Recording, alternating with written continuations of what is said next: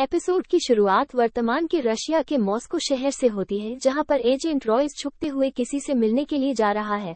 फिर वो एक बिल्डिंग में जाता है जहां पर एक दूसरा एजेंट प्रेस्कोट उसका इंतजार कर रहा था।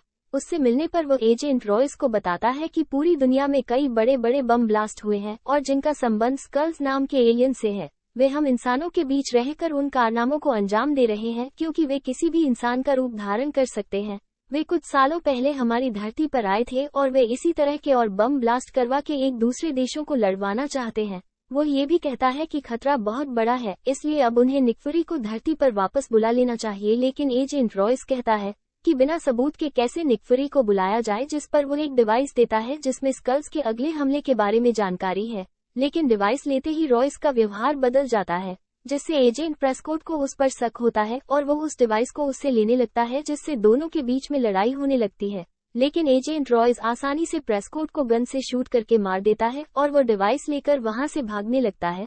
तभी एक दूसरा आदमी रॉयस का पीछा करने लगता है और भाग दौड़ में रॉयस एक बिल्डिंग से नीचे गिरकर मर जाता है। तभी निक फ्यूरी की एक दोस्त मारिया हिल भी वही आ जाती है और रॉयस का पीछा करने वाले आदमी पर गन तान देती है। तभी रॉयस मरने के बाद एक स्कल में बदल जाता है और उसका पीछा करने वाले का भी चेहरा दिखाई देता है, जो कोई और नहीं बल्कि निक फ्यूरी और उसका दोस्त होता है। दरअसल उसका नाम टेलोस होता है और वह भी एक स्कल है, लेकिन अच्छा वाला है, और वह निक फ्यूरी के साथ कई बार काम कर चुका है। इसका मतलब है कि जो स्कल धरती को हथियाना चाहते हैं, उन्हें निक फ्यूरी ने एक नए ग्रह को खोजकर उनके लिए घर देने के लिए कहा था। और जब उसने स्कल्स के लिए कुछ नहीं किया तो कुछ स्कल निक फ्यूरी के खिलाफ हो गए हैं और अब वे धरती को ही अपना घर बनाना चाहते हैं। लेकिन कुछ स्कल्स इसके खिलाफ थे। इन्हीं में से एक टेलोस है। फिर हमें आगे की कहानी दिखाई जाती है, जहां पर एक स्पेसशिप से निक फ्यूरी धरती पर उतरता है और टेलोस और मारिया हिल से मिलता है, जिससे उसे पता चलता है कि टेलोस की पत्नी की कुछ सालों पहले मृत्यु हो गई है और उसकी एक बेटी बुरे स्कल्स के लिए काम करती है। टेलोस उसे बताता है कि स्कल्स का कैप्टन ग्रेविक एक ऐसे हमले की तैयारी कर रहा है जिससे यूएसए और रशिया एक दूसरे के खिलाफ हो जाए और पूरी दुनिया में वर्ल्ड वॉर 3 शुरू हो जाए, जिससे इंसानों का खात्मा हो जाएगा। फिर स्कल्स इस धरती को अपने कब्जे लेकर यहाँ पर रहने लगेंगे। पर ऐसा लगता है कि निक फ्यूरी को ये सब बातें मजाक लगती है और वो उन्हें छोड़कर बाहर टहलने के लिए निकल जाता है। थोड़ी देर बाद एक गाड़ी आती है और उसमें से कुछ लोग निक फ्यूरी को किडनैप करके उसे अपने बॉस के सामने ले जाते हैं। दोनों की बातों से ऐसा लगता है कि वे एक दूसरे को पहले से ही जानते थे और निक फ्यूरी जानबूझकर किडनैप हुआ है। दरअसल उस महिला का नाम सोनिया है, जो यूएसए की खुफिया एजेंसी की एजेंट है और वो भी स्कल्स के प्लान को बर्बाद करने के लिए यहाँ पर एक मिशन कर रही है।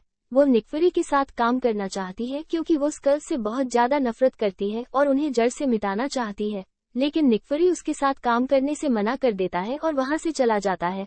फिर हमें एक स्कल्स के खुफिया अड्डे का सीन दिखाया जाता है, जहाँ पर टेलोस की बेटी एमिलिया क्लार्क एक आदमी को कार से स्कल बेस की तरफ ले जाती हुई दिखाई देती है। बेस पर सभी स्कल्स अपने असली चेहरे के साथ रहते हैं और वे अपने सभी खुफिया प्लान यहीं से ऑपरेट करते हैं। यहीं पर एक लैब होती है जहां स्कल साइंटिस्ट असली इंसानों को कैद करके उनका चेहरा चुराते हैं और इंसानी शहर में जाकर इंसानों में घुल जाते हैं। फिर हमें स्कल्स के कैप्टन ग्रेविक को दिखाया जाता है, जो एक आदमी से बात करता है कि हमें हर हाल में कल से अपने प्लान को अंजाम देना होगा और इसमें किसी भी तरह की लापरवाही बर्दाश्त नहीं की जाएगी। फिर वो आदमी टेलोस की बेटी एमिलिया क्लार्क से मिलता है और उसे पैसे देते हुए कहता है कि तुम्हें एक आदमी से 2 बैग लाना है और ध्यान रखना कि इसके बारे में किसी को पता ना चले। वो अपने मिशन के लिए निकल पड़ती है। दूसरी तरफ निक फ्यूरी एक डिवाइस से देखता है कि एजेंट सोनिया अपने आदमी से जो बम ब्लास्ट होने वाला है उसके बारे में बात कर रही है। उसी से ये भी पता चलता है कि कोई आज बॉम्ब लेने के लिए एक आदमी से मिलने वाला है। निक फ्यूरी की टीम वहां पहुंचती है और निक और टेलोस बम बनाने वाले आदमी से मिलते हैं और उससे बम के बारे में जानकारी मांगते हैं। लेकिन आदमी उसे कुछ नहीं बताता है, इसलिए निक उसे शूट कर देता है। दूसरी तरफ मारिया हिल को एक लड़की पर शक होता है और उसका पीछा करने पर दोनों लड़ने लगते हैं। लेकिन स्कल लड़की आसानी से मारिया को हरा देती है और भागने लगती है। तभी टेलोस भी वही आ जाता है और लड़की का पीछा करने लगता है। फिर टेलोस को पता चलता है कि वो उसकी बेटी एमिलिया क्लार्क है और उसे अपने साथ आने के लिए कहता है, लेकिन वो उसकी एक नहीं सुनती है। तभी वो उसे उसकी माँ की मृत्यु के बारे में बताता है, जिस पर वो पूछती है कि कैसे मरी मेरी माँ, जिस पर टेलोस कहता है कि यह उनसे क्यों नहीं पूछती हो जिनके लिए तुम काम कर रही हो। लेकिन फिर क्लार्क वहाँ से भाग जाती है और टेलोस उसे कुछ नहीं करता है। लेकिन अपने बेस पर पहुँचने पर क्लार्क को अपनी गलती का एहसास होता है और वो चुपके से अपने पिता टेलोस से मिलती है और उसे स्कल्स के हमले के बारे में जानकारी देती है। वो कहती है कि कल सुबह मॉस्को के भीड़ भाड़ वाली जगह पर 2 बॉम्ब ब्लास्ट होने वाले हैं और 2 बॉम्ब को 2 अलग अलग आदमी बैग में लेकर आएंगे। वो ये भी कहती है कि वो बॉम्ब वाले बैग पर इंफ्रारेड छिड़क देगी ताकि उन्हें आसानी से पहचाना जा सके। योजना के मुताबिक टेलोस, मारिया हिल और निक फ्यूरी बताए गए जगह पहुंच जाते हैं और अपने चश्मे से बॉम्ब वाले बैग को स्कैन कर ढूंढ लेते हैं। मारिया हिल और टेलोस तुरंत उनका पीछा करने लगते हैं और निक फ्यूरी को एक लड़की पर शक होता है और वो उसका पीछा करने लगता है। जब मारिया और टेलोस को वो बैग मिलता है तो वे पाते हैं कि उसमें बॉम्ब नहीं है। उधर निक फ्यूरी जिस लड़की का पीछा कर रहा था वो कोई और नहीं बल्कि खुद स्कल्स का कैप्टन ग्रेविक होता है और उसने पहले ही सारे बॉम्ब फिट कर दिए थे।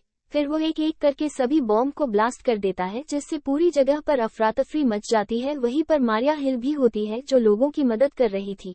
तभी नकली निक फ्यूरी उसके पास आता है और वो उसे गोली मार देता है। फिर निक भी आ जाता है। तभी नकली निक अपने रूप में आता है जो ग्रेविक होता है। इससे पहले कि निक उसे गोली मार पाता ग्रेविक वहां से भाग जाता है और यही सीक्रेट इन्वेजन का एपिसोड 1 समाप्त हो जाता है। एपिसोड 2 देखने के लिए बने रहे हमारे चैनल के साथ। जय हिंद, जय भारत।